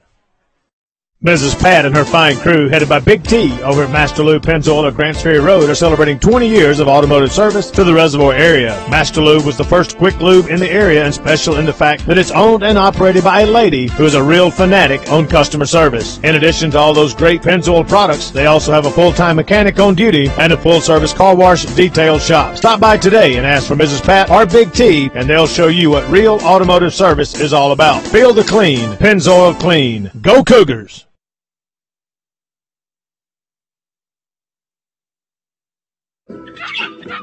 This one. You sure? Yeah. But tell him which one you want. Excuse me, I want this puppy. How about this puppy? It's sleek, runs cooler than a dog, low maintenance, leather exterior. You wouldn't put up with this at a pet store. Don't put up with it when you buy a car. So come to Rogers Dab Welcome Chevrolet. back to It's easier Rankin here. High School baseball here on Cougar Broadcasting. Going to the top of the 5th. Cougars lead by 3 after the home run And some good hitting by the Cougars there in the bottom half of the fourth. Got a pinch hitter coming in for the pitcher. That is number 31, Jonathan Evans. So we'll see what they do when they go back to the field. Pitch hitting for Starkville, number 31, Jonathan Evans. So Jonathan Evans enters the game as a pinch hitter. Played in the JV game as the right fielder. Did Evans takes that first pitch for a called strike. It's a pretty pitch, a little backdoor breaking ball that snaps across the outside part of the plate. There it is again, same spot. It's one of those, if it ain't broke, don't fix it, right? That's exactly right.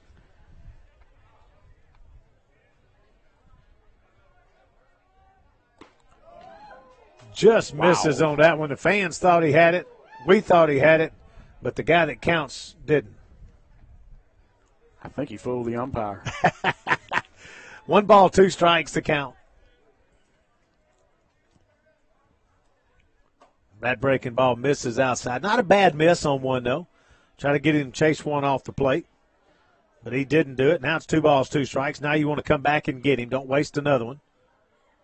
Ramsey's pitch. Swings and misses at a low fastball. Got him. We talked earlier about how aggressive the Starkville hitters are and the need to pitch them backward just a little bit and mix in that breaking ball on first pitch some. And that was a case of it right there. He threw a lot of breaking balls early, gave him a little bit of a fastball, and then just sat him down. Line drive. Great play. Chris Hart lays out for it and comes up with it in his glove. Thank you for a big first baseman's mitt there as he lays out on that line drive and snags it with that big first baseman mitt. And that's what you love to see. I mean, that's a reaction time. It is. You got no time to think on that. You just got to react and go get it. Now batting shortstop number 2, D. Petty.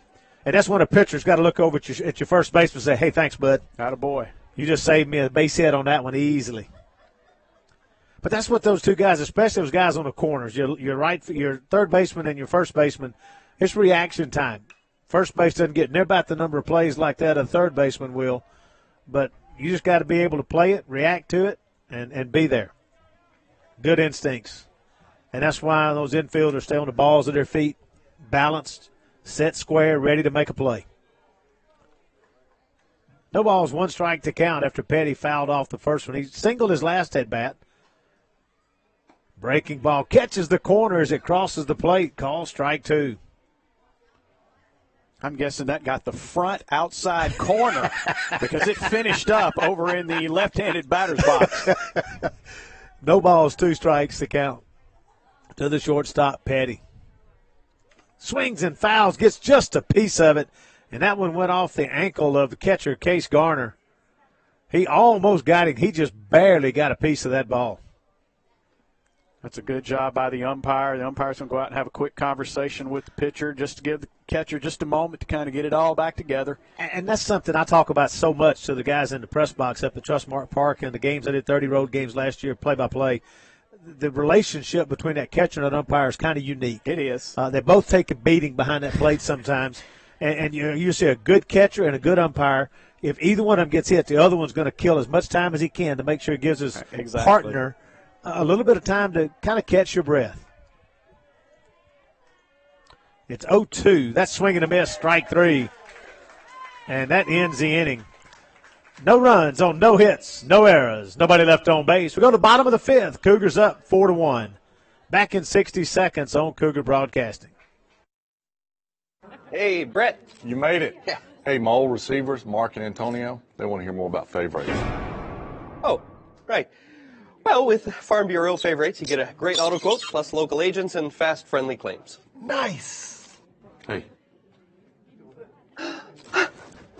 Should we warn them? Oh, that's broken. Get great auto rates and local agents at favrates.com from Farm Bureau Insurance. Sorry. Totally worth it. I'll take one of those shovels. Oh, those shovels are lease only.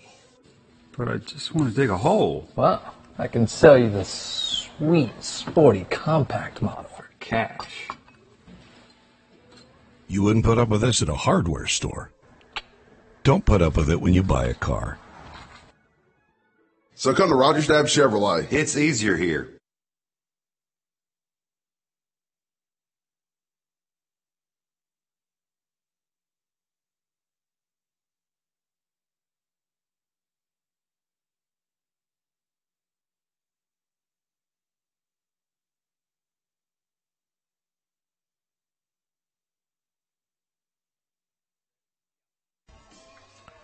Welcome back to Northwest Rankin High School Baseball here on Cougar Broadcasting.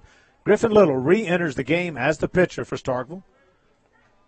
Re-entering for pitcher number 14, Griffin Little. Now batting second baseman, number 7, Reed Trimble. So Little is pinch hit for, and then he re-enters the game to pitch for the Jackets going to the bottom of the 5th. Trailing by 3, Reed Trimble takes the first pitch in for a call strike. No balls, 1 strike to count. And Griffin only at 59 pitches by my count. So he's done real well through his first 4 innings, keeping his pitch count down. And again, as you pointed out, he's really pitched a great game. He has. Minus two pitches. He left 2 out for Nick Hogan to extend his hands. And that was 3 of the 4 runs the Cougars have. Now the 1-1 pitch to Trimble. Kit just thought it might have caught the corner, but just missed the outside corner. 68-mile-an-hour curveball that must have been just a little bit up in the zone. And that's something from an elevated position in the press box. You can't quite tell high-low. Got a good view of the inside-outside, but not necessarily the high-low. 2-1 pitch in for a call strike. 2 balls, 2 strikes. That's a good pitch there. A fastball right in on the hands. Yeah, he's been impressive. I've been really impressed with Griffin Little. Outfield playing Trimble pretty well straight away. Now the 2-2 delivery. Swings and misses at a breaking ball down in the dirt. 65-mile-an-hour curveball that the bottom just fell out. Swung right over the top of it for the first out of the inning. Now batting first baseman number 5, Chris Hart. Next up for the Cougars, again, Thursday night, they will travel to Starkville to take on the Yellow Jackets, second of 3 in the series in region play. 4 teams in the region, Madison Central, Murrah, Starkville, and Northwest Rankin. They play each other 3 times during the season to claim the region title. Pitch misses low for a ball. And whoever claims the region title gets a weekend off when they go into playoffs. The team that finishes 4th is done, and the 2nd and 3rd place teams play in a play-in round against the 2nd and 3rd place teams from another region to determine who actually goes into the playoffs. High fly ball, center field. Too much air under that one into this wind, and Chris Hart will fly out to center. So it's a big advantage to win the region, obviously, because then you get that weekend off, but you know you're advancing into playoffs where otherwise you got to play in to get there into the postseason play. Now batting right fielder number 33, Landon Thompkins. Tompkins has struck out twice in the ballgame, swinging the first inning, looking in the 4th inning. Now he'll bat here in the bottom of the 5th with 2 outs. Nick Hogan on deck. You think Little's getting a little nervous looking at who's on deck? I think he's saying, I need to get this guy out. I think that's exactly what he's saying. I would rather face Nick Hogan in the bottom half of the 6th with nobody on base than still here in the bottom of the 5th with somebody on base. First pitch was a ball to Tompkins, 1-0 the count. Has a well-hit line drive into center, but unfortunately it's straight at Perry. He moves in a few steps and makes the catch and records the out. No runs, no hits, no errors. Nobody left on base. We go to the 6th inning. Cougars up by 3. Back in 60 seconds on Cougar Broadcasting. Mrs. Pat and her fine crew, headed by Big T over at Master Lube Pennzoil on Grants Ferry Road, are celebrating 20 years of automotive service to the reservoir area. Master Lube was the first quick lube in the area, and special in the fact that it's owned and operated by a lady who is a real fanatic on customer service. In addition to all those great Pennzoil products, they also have a full-time mechanic on duty and a full-service car wash detail shop. Stop by today and ask for Mrs. Pat or Big T, and they'll show you what real automotive service is all about. Feel the clean. Pennzoil clean. Go Cougars!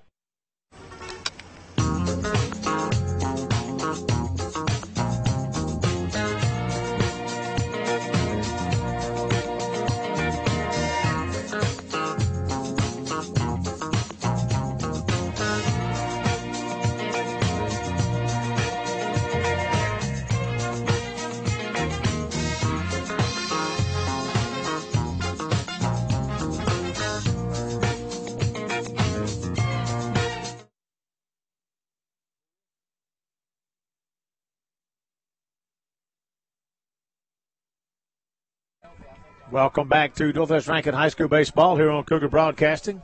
Leading 4-1 as we head to the sixth inning.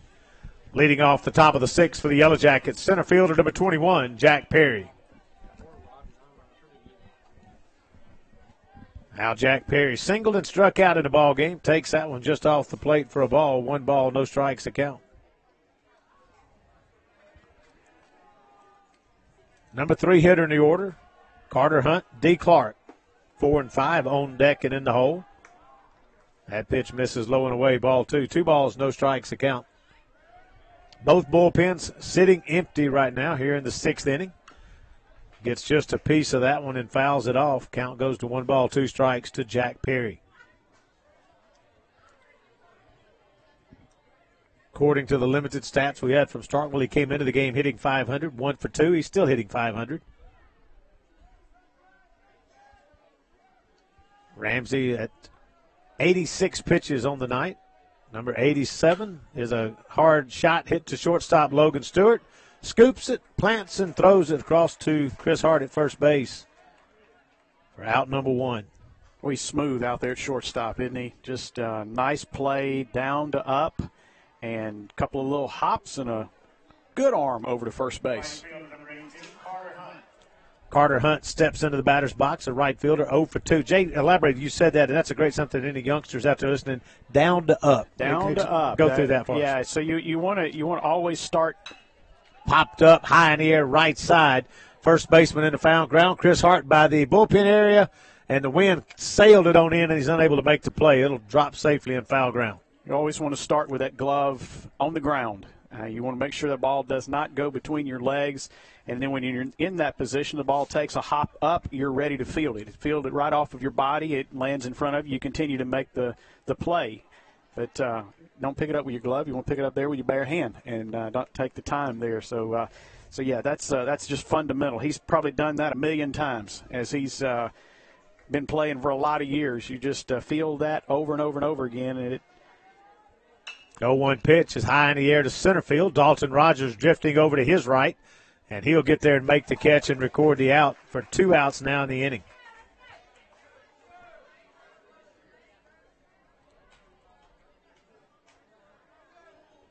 So much of baseball is repetition, repetition, repetition. Who is that hitting? I had a pinch runner for him earlier. Got to make sure it's who's back in. Can't see his numbers. At 25, Owen. I believe that is 25. The designated hitter, Owen, Jackson Owen. Re-entering the game as the DH.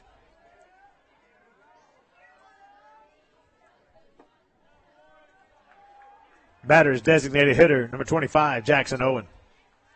He had been pinch run for earlier. He can re-enter.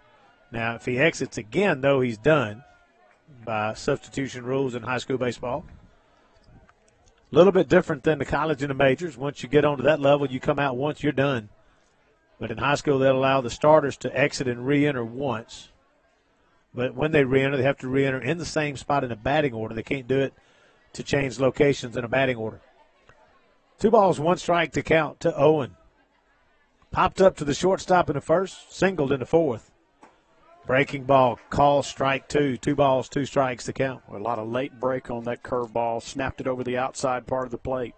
And I think that's been one of the best pitches other than that fastball down that Ramsey's thrown tonight. 2-2 pitch. Does it again. Swing and a miss. Strike 3. No runs, no hits, no errors. Nobody left on base. We go to the bottom of the 6th. Cougars up by 3. Back in 60 seconds on Cougar Broadcasting. Let's face it, you expect your healthcare provider to be more than just educated and compassionate.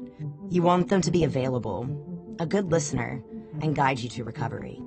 Like Mississippi Sports Medicine, with more than just a clinic, but also an orthopedic urgent care center in Jackson, open until 7 p.m., and more than just a treatment plan, but a state-of-the-art healthplex in Madison. Any age, any sport, any injury, just come here. We've got you covered. You made a promise to teach, to provide, to make time, to play, to protect, to give every opportunity. You made a promise, and we're here to help you keep it. Bank Plus, it's more than a name, it's a promise.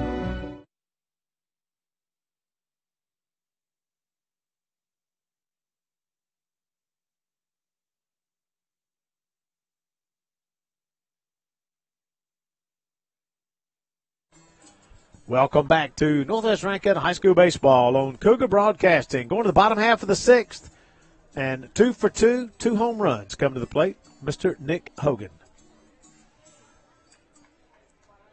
Now batting for the Cougars, designated hitter number 36, Nick Hogan.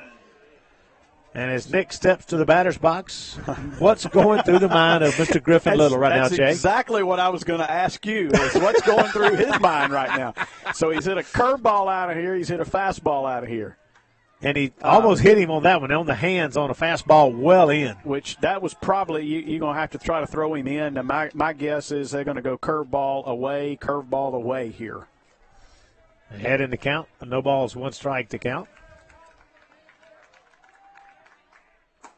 He challenged him fastball down and away, and Nick couldn't get to it. Swing and a miss. I'm going to say he was guessing curveball, got fastball, and got fooled. And the first home run he hit was on a 1-2 count, but a fastball he got up in the zone. Now the 0-2 pitch. Breaking ball way high. I think it was missed, though. I think the catcher was looking for it down and away, and I think that one just came out of Little's hands. He tried to overthrow a breaking ball, tried to put too much on it. 1 ball, 2 strikes to count.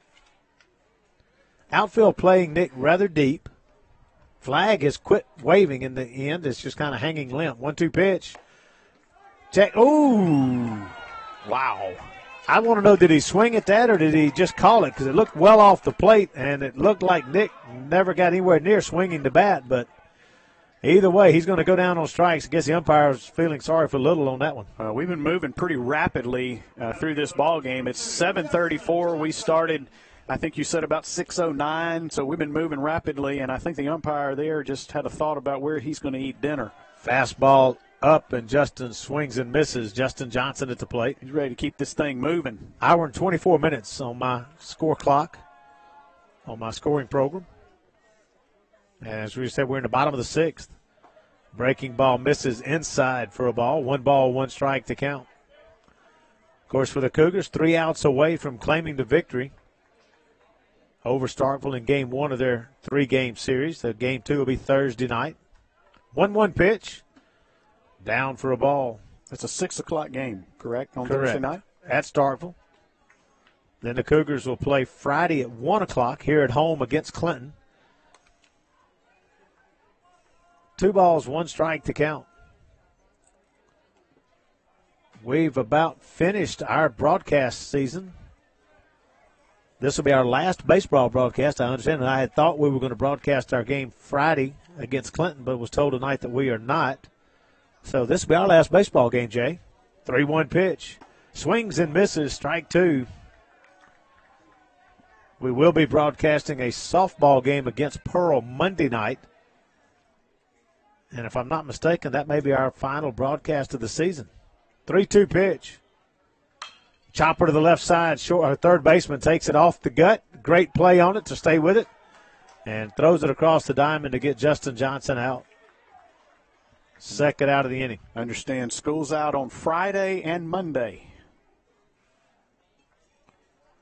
Nice 4-day weekend for the students as Oh, well as the teachers.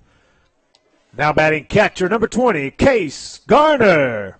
And then into the home stretch of the school year. Getting real close. One thing I'm going to try to do a little bit as we head into May, or April's just around the corner, then towards the end of April, I think is when the date is going to do it. They're going to have a little spring football going on. And that's always fun to get out and see what's going on. Now Coach McClaskey wants to talk to Case Garner. Did I see maybe like May 19th? That's what I was just going on. I think I saw that. Going to pull up my calendar. Looks like a lot of great fun activities with a lot of stuff going on for family. They do. It'll be an all-day affair. And, yes, it is May 19th. And that'll be over at Cougar Field. They'll have some kids' zone stuff going on through the mornings. There'll be a flag football game and then a black and gold game. There's a hard-hit ball to third base. So whatever Coach McClaskey just told Case Garner, Case listened, and it worked as he gets a single into left field. That's good coaching right there. That's what Coach McClaskey would tell you. Of course. Great coaching. And we're going to get a courtesy runner. It's going to be Chapman at first base. Courtesy runner for the catchers, number 13, Carson Chapman. Now batting third baseman number 1, Bridley Thomas. So now Thomas steps in. Takes a pitch up and in for ball 1. 1 ball, no strikes to count. But the Cougars will figure out what they're going to do with a running back position. Is graduating a really good running back. He'll be heading down to Tulane to play. Got several pretty decent football players coming back, though. A little hit off the fist into shallow center field. Shortstop and second baseman converge and make the catch, and that ends the inning. No runs on 1 hit, no errors, 1 left on base. We'll go to the 7th inning. Cougars up 4-1. Back in 60 seconds on Cougar Broadcasting.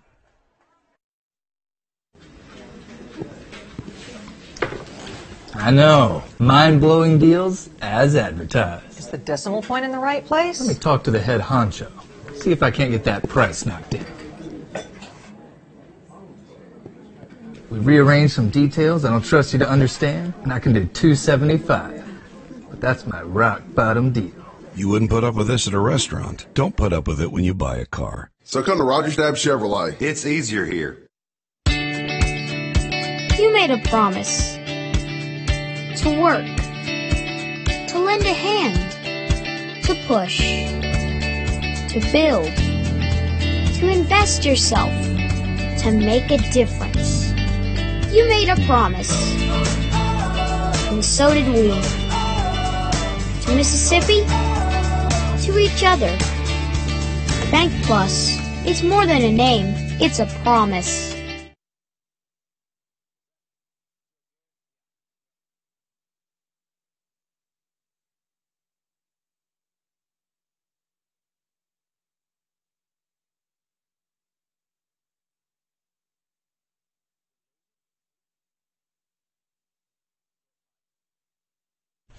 Welcome back to Northwest Rankin High School Baseball here on Cougar Broadcasting. 3 outs away from claiming a victory over the Yellow Jackets of Starkville. Leading off the top of the 7th for Starkville, third baseman number 6, K.J. Lawrence. Garrett Ramsey looking for a complete game if he can get through 3 outs. First pitch is a call strike on the outside part of the plate. And this is big for the Cougar pitching staff with the game Thursday night and Friday. If you can get a guy to go, he's already gone deep in the game. He's already done a great job, had a great outing through 6 innings of work, 5 hits, 1 run. It was earned. No walks, 8 strikeouts. He does have 3 wild pitches. 96 pitches, 66 of those for strikes, only 30 balls. That's a pretty good outing for a pitcher here in high school, Jay. Gets the call on that one. 1 ball, 2 strikes to count.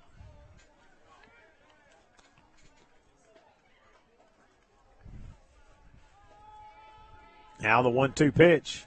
Breaking ball just got a piece of it and fouled it off. Great pitch and a good job of hitting by Lawrence to get a piece of that one and stay alive. He's still commanding his fastball and curveball very well. Hasn't lost a lot of velocity on the fastball as well. Now the 1-2 delivery.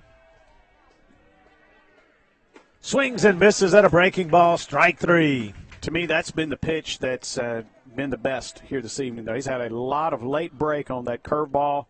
It's just almost been, in a lot of cases, just like that, been unhittable.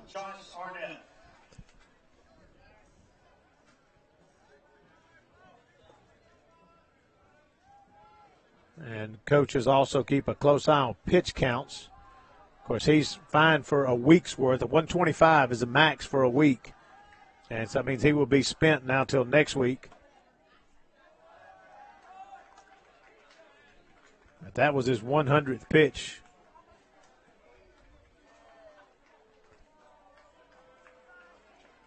Now the 1-0 delivery. In for a strike.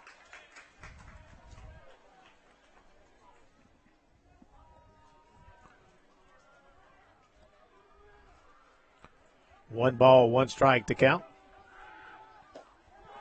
Pitch misses down for ball 2. 2-1 to count to Josh Arnett. The only time that pitch count's going to come into play here in the 7th if he gets in trouble. Right. Otherwise, he should be okay for a couple more outs. 2-1 pitch. Misses outside, ball 3. And what you don't want to do now is overthrow. You've got a 3-run lead. Go ahead and pitch to the number 7 hitter in the order. He's 0 for 2, a strikeout and a ground out back to the first baseman. And he just walked the first batter of the night here in the top of the 7th inning with 1 out. 6 1/3 with no walks. And that's not really what you want to do at this point. Wouldn't be surprised to see a mound visit pretty soon. This is where I think Case Garner ought to make a visit. As a catcher, just take a great slow walk out to the pitcher's mound, have a good conversation with him, and then come back. Just get him refocused, get these last 2 outs, and be done. We're going to get a pinch hitter for Starkville. It's going to be number 12.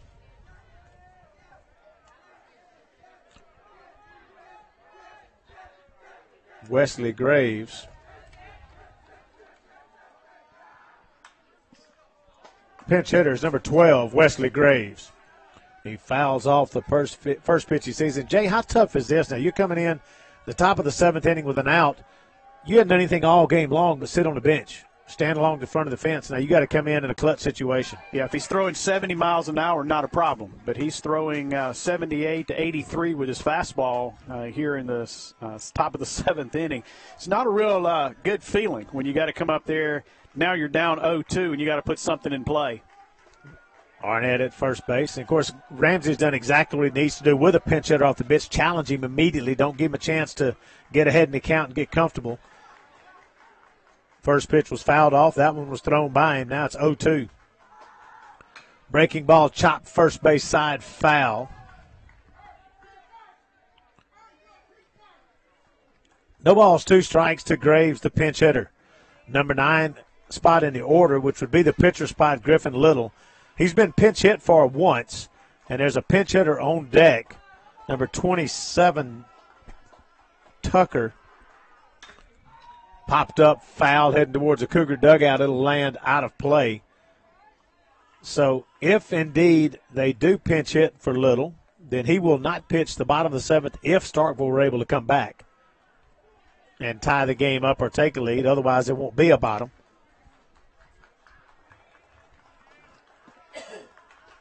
Right now, Garrett Ramsey just wants to get Graves out, get the next hitter out. Go put some ice on that right arm. 0-2 pitch, breaking ball just stays high. 1 ball, 2 strikes to count.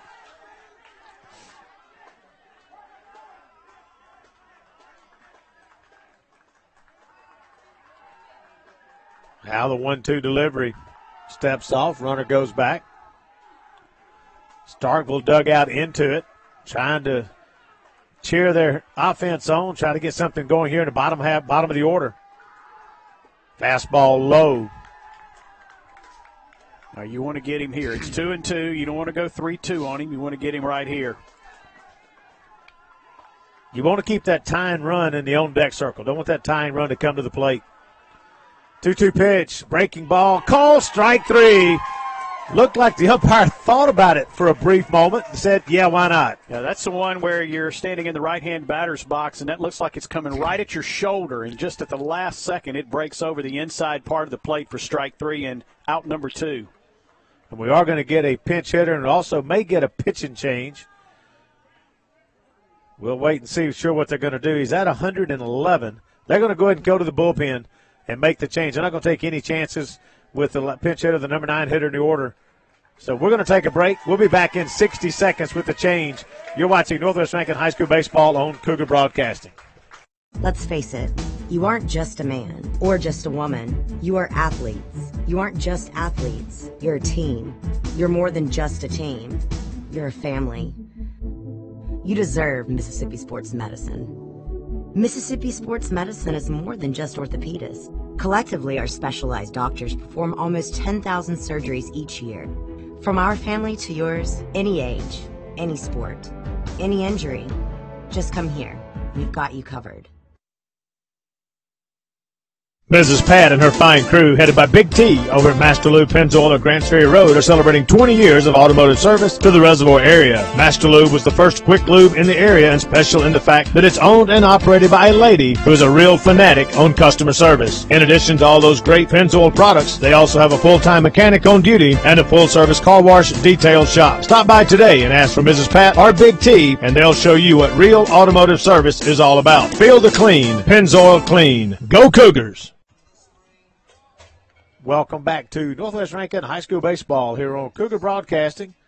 Garrett Ramsey and Landon Tompkins swap places here in the top half of the seventh with 2 outs. Landon Tompkins, number 33, coming onto the mound for the first time tonight. And great outing for Garrett Ramsey, 6 2/3 innings pitched, 5 hits, 1 run. It was earned. Walked 1, and that was here in the seventh. Struck out 10. 111 pitches, 75 of those in the strike zone. His ERA down now at 2.02. Fantastic outing for Garrett Ramsey. He does have a runner at first base that, should he get across the plate, would be charged to him. But now Landon Tompkins will be on trying to seal the deal. New pitcher for the Cougars, number 33, Landon Tompkins. Garrett Ramsey moves to right field. Pinch hitting for Starkville, number 27, Thomas Tucker. Left-handed hitting Thomas Tucker will be the last chance for the Yellow Jackets with a runner at first base and Landon Tompkins, tall righty on the mound. First pitch, 86 miles an hour, fastball inside and just gets a piece of it. I believe he called catcher's interference. And Coach McClaskey and Coach, everybody wants to ask about that. Look like he hit the fist of the bat. They're asking him to appeal. He's going to go talk with his base umpire. We'll see. They're going to have all three of them have a conversation about this. Case is saying I didn't touch anything. We'll wait and see what happens. And the sound, normally you get a kind of a double click there. Right. It was not a double click sound. It was just sound of the ball going off the mitt. Now they're sending him back. Said, no, it is not catcher interference. Good job by the umpire crew. You got a 3-man crew. Everybody's supposed to be paying attention. That's exactly what they're supposed to do. If you're not sure, talk about it. Get it right. Of course, the Starkville coach now wants an explanation, and the home plate umpire says, hey, look, I talked about it, my guys. No catcher interference. Doesn't matter there. You're going to make somebody mad. So Thomas Tucker will go back and try to find that bat he had again and get back. I love the pitch by Tompkins. 86-mile-an-hour fastball in on the hands of Thomas Tucker, the pinch hitter. Tucker played in the last game. He was the number 2 hitter in the order playing left field. Now the 0-1 pitch. Chop foul at the plate. Quickly ahead in the count is Landon Tompkins. And, Jay, if you come in as a reliever in the 7th inning with 2 outs and a runner on, what do you want to do? Throw strikes. Fill it up. That's all you want to do. Fill up it the up. zone and end the game and be done. No balls, 2 strikes to count. Now Tompkins pitch. Fastball catches the outside corner. Call strike 3. And Landon Tompkins did exactly what he's supposed to do. Come in and throw strikes and end the game and claim the win for the Cougars. The win will go to Garrett Ramsey. The loss will go to Little. The save will go to Landon Tompkins. And that will end the game. We're going to take 60 seconds to be back with a wrap-up here on Cougar Broadcasting.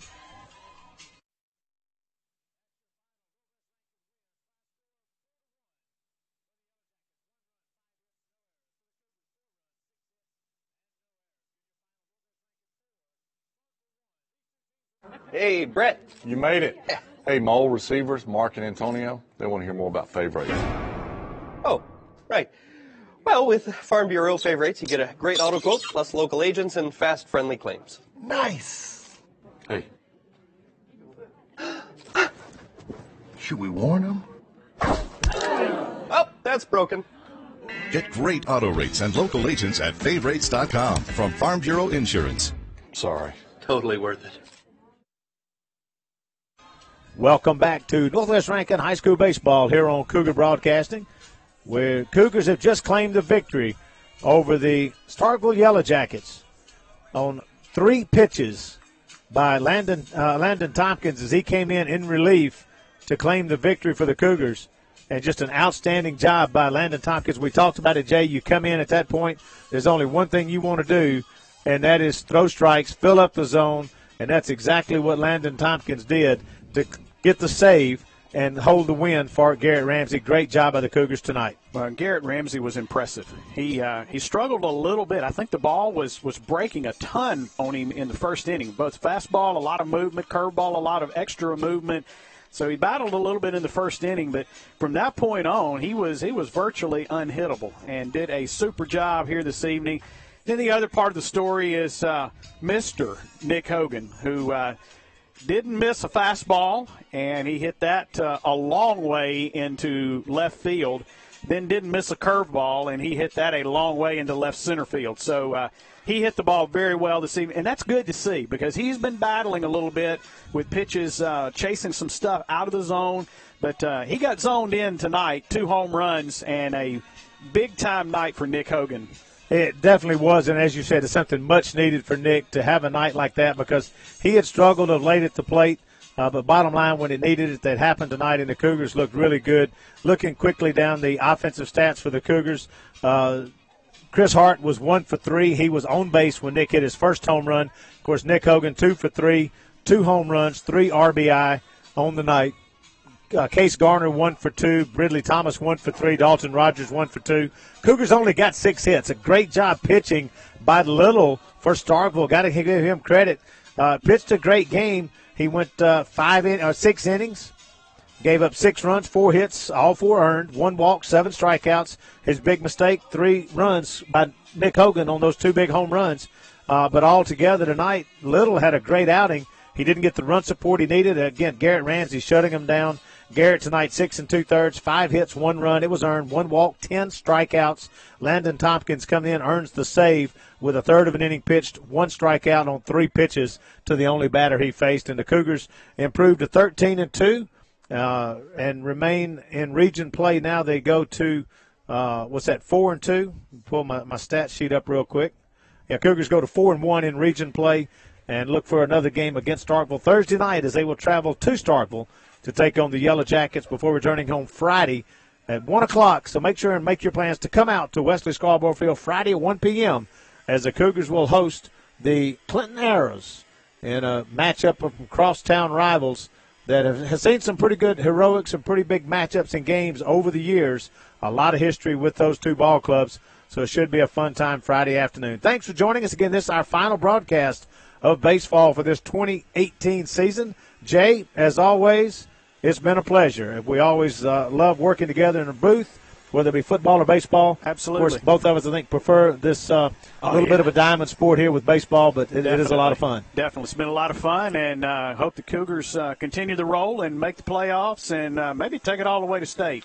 I would love to be able to do some PA farm at Trustmark Park. Absolutely, and be busy for that Cougar Pride Day for football on that Saturday, hopefully with Cougar baseball going on that day at Trustmark Park. That'd be awesome. Jay, once again, it's been a pleasure. As always, love it. Thanks to Jake Wheeler, our producer-director, And again, congratulations to Chase Weeks on his award from the Mississippi Scholastic Press Association Convention this week, earning that PSA award. Thanks for joining us tonight. Again, thanks to all of our sponsors for making this possible. Monday night, the Cougars will play Pearl in softball, and we'll broadcast that game for you here on Cougar Broadcasting.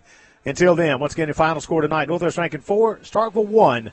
I'm DP saying good night, everybody.